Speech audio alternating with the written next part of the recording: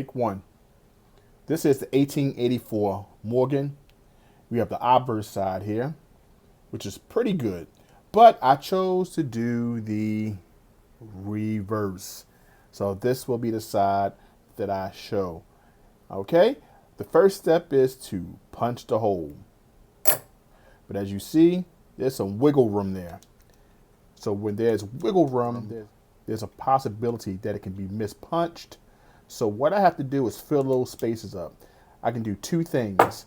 I can use a spacer, or I can use some paper towel, and that can kind of put that coin in position. But I'm gonna choose to use the spacer, okay?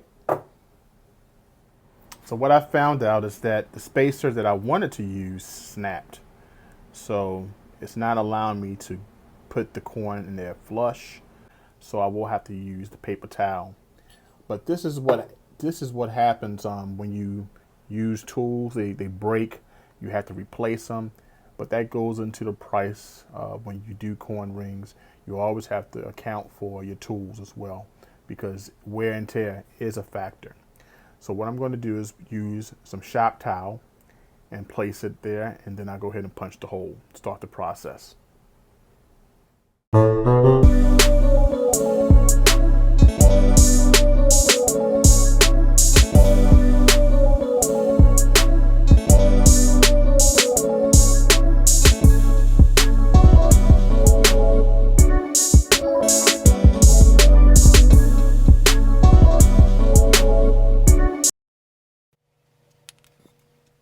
This tool is the hole punch.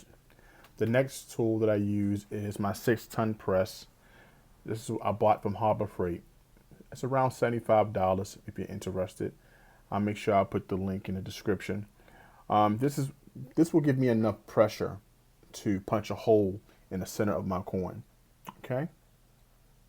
So a couple cranks will get the job done.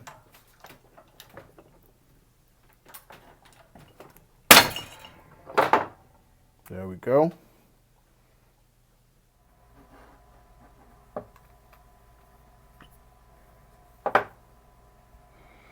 Right there is the center of the coin. There you go. Center punch. Right in the chest plate of the eagle. And now I have to take this out. So what I usually do is do this. And take me a hammer.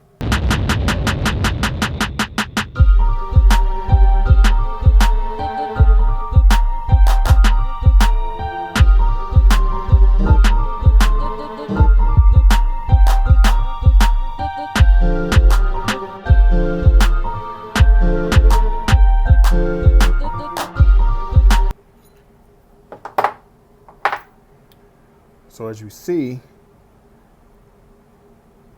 this is what would show if I chose to do the obverse. You still would have the liberty and everything from the headdress.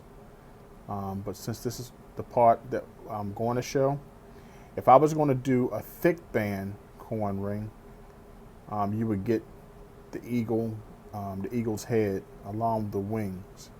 But what I'm going to do is do one more cut, take off, and all you will see will be the wings, to have a thin band like I had shown in my last video.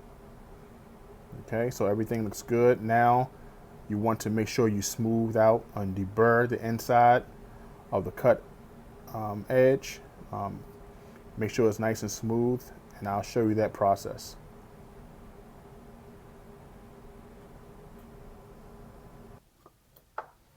Okay. The next step is to punch the hole, and what I want to do is make it a little bigger, and this will make the band smaller. Okay. And what I'm going to use is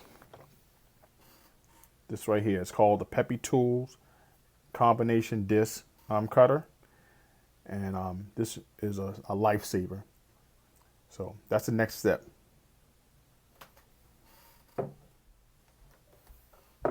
So how you use this is you want to make sure you have these stoppers and they fit in each hole.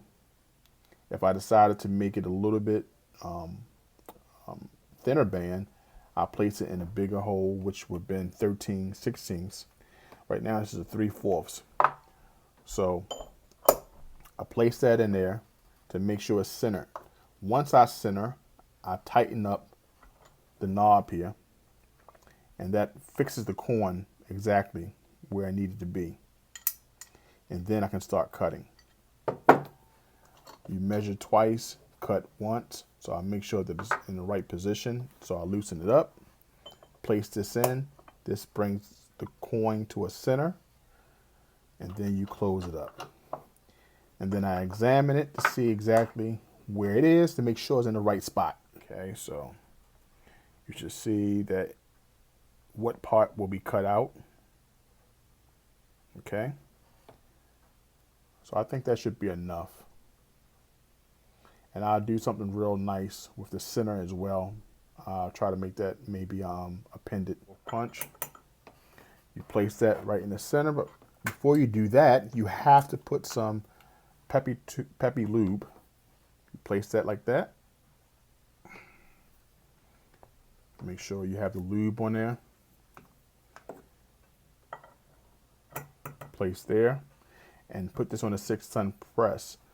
But you have to have your pad as well, your urethane pad that protects the punch. So we'll go to that step next. Okay guys, so what you want to do is place this on my 6-ton press. Make sure that it's lined up.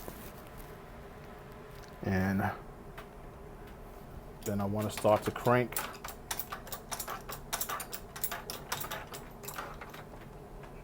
It takes a lot of pressure. As you see, the urethane start to fold. That's the 6-ton pressure. And you want to press all the way through, unlike the other press, because this will go all the way through, and that's when you know that it's finished, when it drops like that. Okay, you relieve the pressure here, and that's it. That back, and this is what we have. Okay, I'll show that in detail. And let's see how the corn looks. Okay. All right. Exactly what I wanted to show. Okay. We have the wing tips there. We have the wreath going around.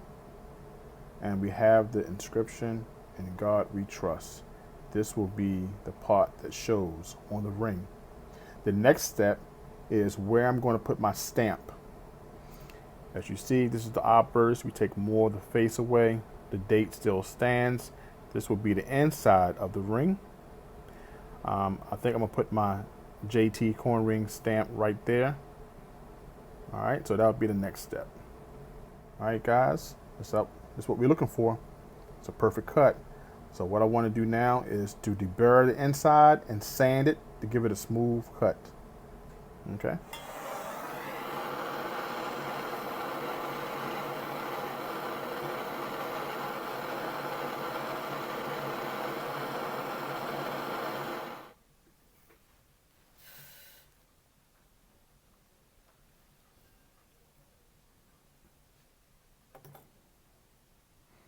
This right here is a stamp holder, and what I want to do is place my stamp right in the center, and I already marked the spot where I want to show my stamp. All right, so once I place this in, I position it where I want it, like right there will be a good spot for me. Right there.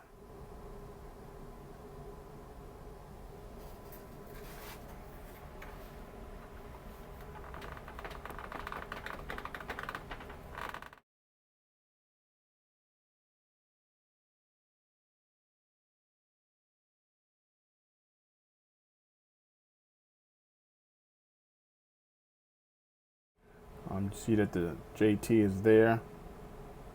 Okay. and that will show better once I finish the ring. You want to anneal the corn now. This time when I anneal it, I want to make sure that I anneal it because I'm about to fold the corn.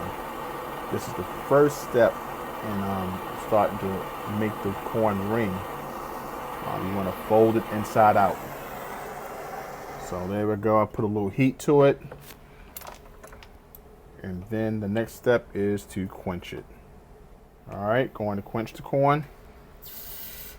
There we go. All right.